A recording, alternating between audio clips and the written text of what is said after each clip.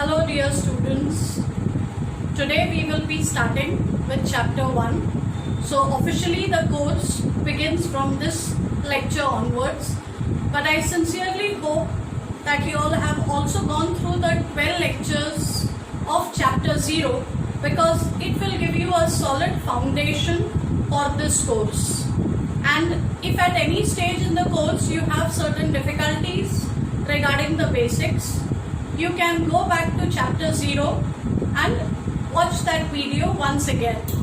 Since some of you may have skipped chapter 0 entirely and started with chapter 1, I would like to once again take this opportunity to thank the Board of Studies in Mathematics for having given me this opportunity to make this online video series for group theory for the TYBSc Maths students. A very warm welcome to all of you, and let's begin with the course. The textbook, as you all know, is a first course in abstract algebra by John B. Fraley. I will be following the textbook as far as possible, but I have made a few changes, especially in the sequence of some of the topics.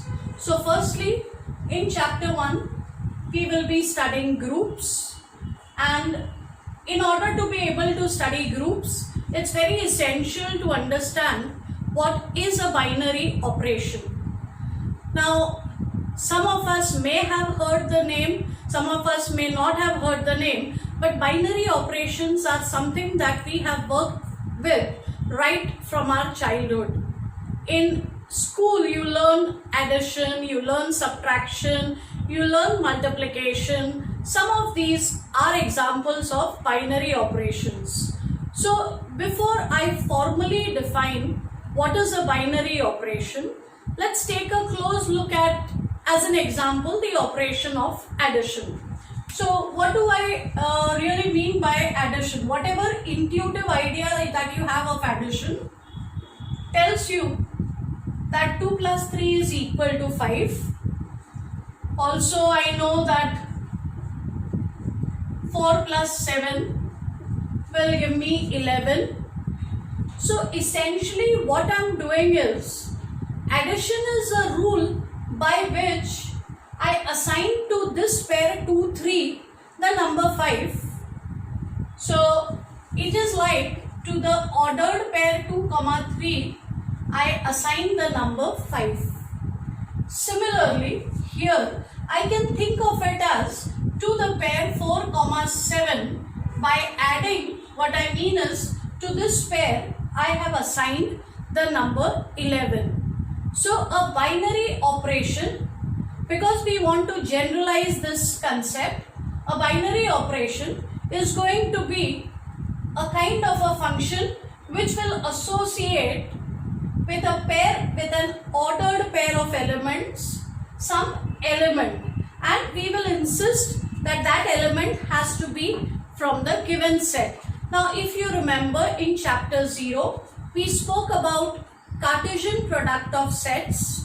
So in A cross B, we have all ordered pairs of the form A comma B, where A comes from the first set, B comes from the second set, and therefore if I were to look at S cross S, this will contain all elements, all ordered pairs of the form A comma B, where first element belongs to the first set, second element belongs to the second set, both are equal. So I can say that A and B belongs to S. So Cartesian product of S with S will contain all ordered pairs of elements from S. With this as the background, let us now define a binary operation on a non-empty set S.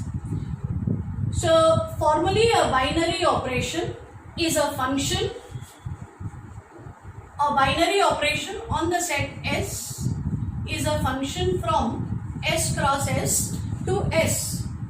That means to every ordered pair here, it will assign some element of the set S again. So a binary operation star on a set S is nothing but a function from S cross S to S. Firstly, notice the change in notation. Usually for a function, we use letters like F, G, H. But because when I think of an operation, I think of something like addition or multiplication, and therefore this is a better notation to use, though it is a function. So instead of F, G, H, this is the notation that we will use for a binary operation. Also notice that if F is a function from a set A to a set B, then to an element X in A, I will have a partner in B, and that partner in B is denoted by F of X. So if I were to use the same notation, then the partner for this element inside this set would have been denoted by this. However, this is a clumsy notation to use. So to make life easy for us, we will call this element, we will denote this element as A star B. So these are the two things that you need to keep in mind. Instead of usual F, G, H for a function, we will use this notation for a binary operation. And for the image of an element, instead of this notation, we will use A star B. So let us now see, initially it may be a little difficult to know which operation is binary, which is not. So we will try and make it a little more mechanical. So I'll give you all a note. Suppose we wish to prove that star is a binary operation on a set S. What is it that I really need to do? Let's go back to the definition. Definition says star is a function from this set to this set. So if you just recollect the definition of a function from the 11th standard, there is a rigorous way of defining a function which you will learn in another course. But even if you go by your 11th standard definition of a function, it says every element of the domain, every single element of the domain should be associated or connected to an element in the codomain, first condition, and secondly it should be connected to a unique element in the codomain. So these are the two conditions for star to be a function. So firstly, every element in this set should be connected. Connected means it should have a partner over here, and partner for this pair is denoted by A star B. So for every element, every pair of element here, it must have a partner. So for all elements A and B in the set S, A star B must exist, means there should be a partner for this element. So there should be some A star B in this set. Secondly, I know, so I'll just write a common for all AB. So for all AB in the set, A star B should be defined. And remember, every element must have a unique partner here. So that A star B that we get has to be unique. And finally, this element, most importantly, has to belong to the codomain. So A star B should belong to S. Therefore, if very mechanically you wish to prove that star is a binary operation on S, then verify these three conditions. So make sure that for all elements in the set, A star B is defined, A star B is unique, and A star B lies inside S. In the first few examples that I take, the first two conditions more or less will be satisfied. So we will focus more on the third condition. Of course, there are also examples where either this or this condition is not satisfied. But first, as I said, we will look at some easy examples. And before we move on to the examples, look at this again. The same note also tells you how to prove that something is not a binary operation. Now if I want to prove that something is not a binary operation, I'll have to take the negation of this, and this will become there exists. And in the original definition, these three conditions, all three must be satisfied.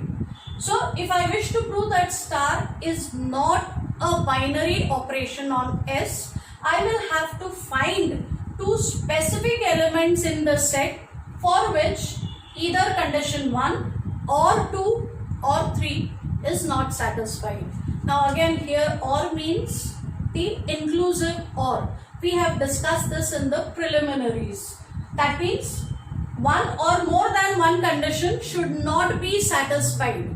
So if you want to prove that star is not a binary operation, then you actually find two elements in the set for which at least one of these three conditions is not satisfied.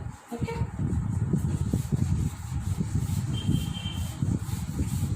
I gave you all addition as a motivation for the definition. So let us start with addition as the operation. So question is whether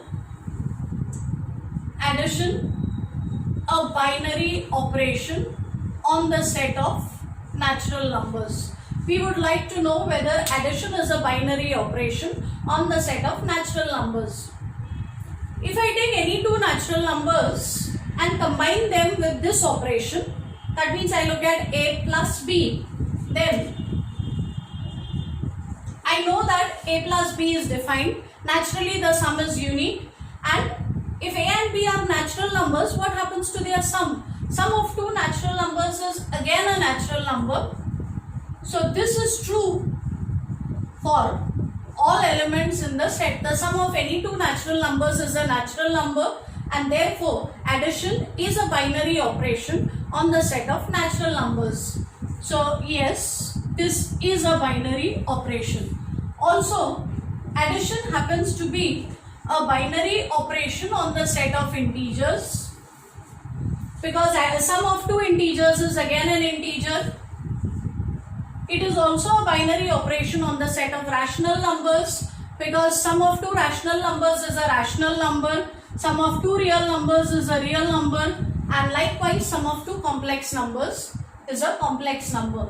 Therefore, addition happens to be a binary operation on all these sets. What do you think happens for multiplication?